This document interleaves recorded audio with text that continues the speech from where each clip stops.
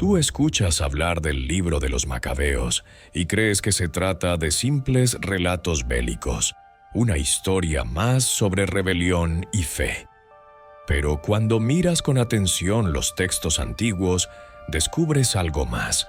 Entre las líneas del segundo libro, en versiones que hoy casi nadie conserva, se mencionan objetos sellados, rollos escondidos y profecías que jamás fueron aprobadas por las autoridades religiosas. El texto cuenta que, antes de la invasión babilónica, el profeta Jeremías tomó el Arca de la Alianza y la escondió en una cueva del monte Nebo.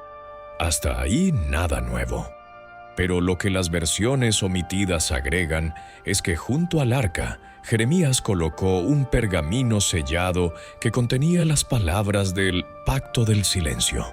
Decía que aquel rollo podía ser abierto solo cuando el pueblo de Israel reconociera nuevamente el nombre oculto de Dios, el tetragrama original, no el que conocemos como IHWH, sino una forma anterior, perdida, que según los sabios contenía poder vibracional. El Concilio de Trento en el siglo XVI reconoció oficialmente a los libros de los Macabeos como deuterocanónicos, pero las versiones con esas secciones fueron excluidas. Se consideraban peligrosas, demasiado específicas, demasiado exactas sobre rituales y nombres. Hoy, los fragmentos que sobreviven en colecciones privadas muestran un detalle perturbador: símbolos numéricos similares a los usados por los sacerdotes egipcios en inscripciones funerarias. Eso no puede ser coincidencia. Y es ahí donde tú entiendes que los libros apócrifos no eran historias rechazadas por falta de valor espiritual. Eran eliminados porque contenían información que vinculaba religiones, civilizaciones y conocimientos que nunca debieron mezclarse según las autoridades. El libro de los Macabeos era apenas una puerta. Al cruzarla te encuentras con un universo de textos ocultos. Uno de ellos es el libro de Enoc, un texto que durante siglos fue prohibido en casi todo el mundo cristiano. En él, Enoc narra cómo los vigilantes, ángeles que debían observar a la humanidad desde el cielo, descendieron a la tierra y enseñaron a los hombres el uso de los metales, el arte de escribir y el conocimiento de las estrellas. En pocas palabras, les enseñaron ciencia, pero también corrupción. Los hijos nacidos de esa unión fueron los Nefilim, gigantes que destruyeron la tierra antes del diluvio. Cuando los estudiosos modernos analizaron los fragmentos etíopes, encontraron descripciones astronómicas que coincidían con datos científicos descubiertos miles de años después: ciclos lunares, inclinación de la Tierra, cálculo de años solares exactos. Enoc describió cosas imposibles para su tiempo. Por eso fue descartado del canon bíblico en el siglo IV, no porque fuera herejía, sino porque era demasiado detallado. Luego está el libro de los Jubileos, descubierto entre los manuscritos del Mar Muerto. Este texto reescribe el Génesis por completo, no como un relato simbólico, sino como una cronología precisa. Divide la historia en periodos llamados jubileos, de 49 años cada uno. Ahí se explica que los mandamientos existían desde la creación, mucho antes de Moisés, y que Abraham conocía las leyes de la pureza, los astros y las estaciones porque fueron reveladas a través de mensajeros del firmamento. Según este libro, la humanidad no fue creada una sola vez, sino en ciclos. Cada ciclo terminaba con un evento cósmico y comenzaba de nuevo con una familia preservada. El texto también menciona una estructura del cielo diferente a la teología tradicional. No 7 cielos, sino 12, cada uno controlado por una orden de inteligencias lumínicas. Los escribas posteriores redujeron esa descripción a metáforas, pero en los documentos originales aparecen como coordenadas astronómicas. Después de estudiar los jubileos, varios arqueólogos notaron coincidencias con el calendario egipcio, con los códices mayas y con el libro babilónico Enuma Elish. Los mismos números, las mismas divisiones del tiempo. Ninguna autoridad quiso hablar de eso. Pero hay otro libro aún más polémico, el libro de Melquisedec. De él se conservan fragmentos en los textos gnósticos de Nag Hammadi.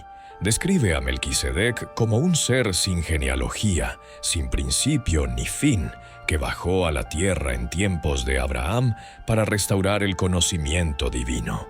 Según el texto, Melquisedec no era un hombre, sino una manifestación del fuego eterno. En su orden sacerdotal no había sacrificios de animales, sino activación de la palabra. Era una enseñanza directa sobre cómo el verbo podía alterar la materia.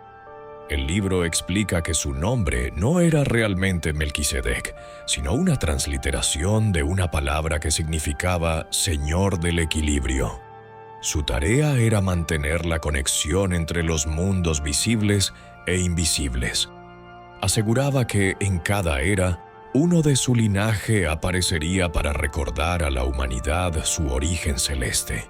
Ese tipo de afirmaciones fueron suficientes para que el texto fuera considerado herético. En ese mismo conjunto se mencionaba otro texto perdido, el libro de la sabiduría de Rama. Nunca fue aceptado ni por judíos ni por cristianos. Sus fragmentos hablan de un idioma anterior al arameo, compuesto de sonidos y frecuencias que, al pronunciarse correctamente, producían alteraciones en la realidad física. No era magia, era conocimiento acústico. Los antiguos lo llamaban el lenguaje de la creación.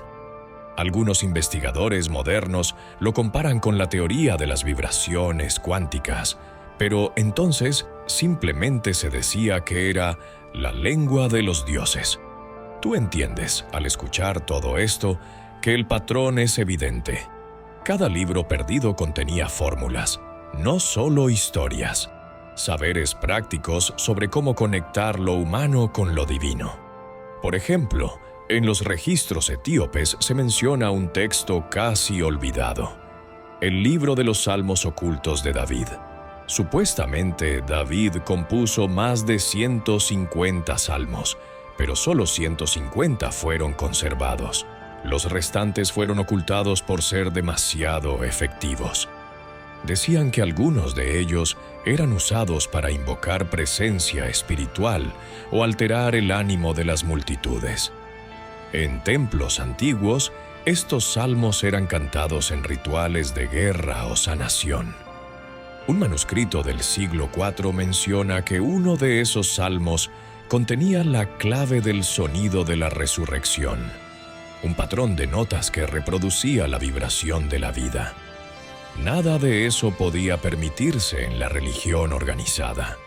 La fe debía depender de la intermediación, no del acceso directo al poder. Otro texto, citado en un catálogo del monasterio de Santa Catalina en el Sinaí, hablaba de un manuscrito llamado el Libro de la División de los Reinos. Fue supuestamente hallado cerca de Qumrán y contenía relatos de alianzas entre reyes antiguos y seres que descendieron del cielo. Los fragmentos traducidos mencionan que algunos reyes fueron instruidos por los hijos del firmamento en la construcción de armas de fuego, templos en forma de espiral y máquinas que imitaban los movimientos de las estrellas. Los informes oficiales nunca se publicaron, pero 3 páginas en latín circularon entre investigadores privados. Desaparecieron poco después. El contenido era demasiado similar a los relatos sumerios sobre los Anunnaki, y eso levantó sospechas. Si esos textos fueran auténticos, significarían que la Biblia conservó versiones modificadas de historias mucho más antiguas, reescritas para adaptarse a una sola visión teológica.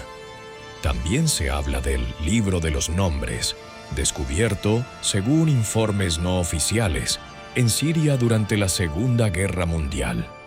Contenía listas de nombres divididos en 3 secciones: los de la luz, los del abismo y los de la frontera.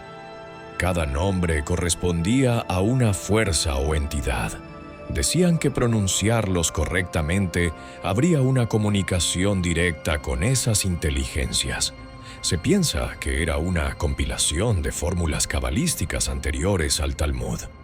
El manuscrito desapareció tras ser confiscado por oficiales británicos.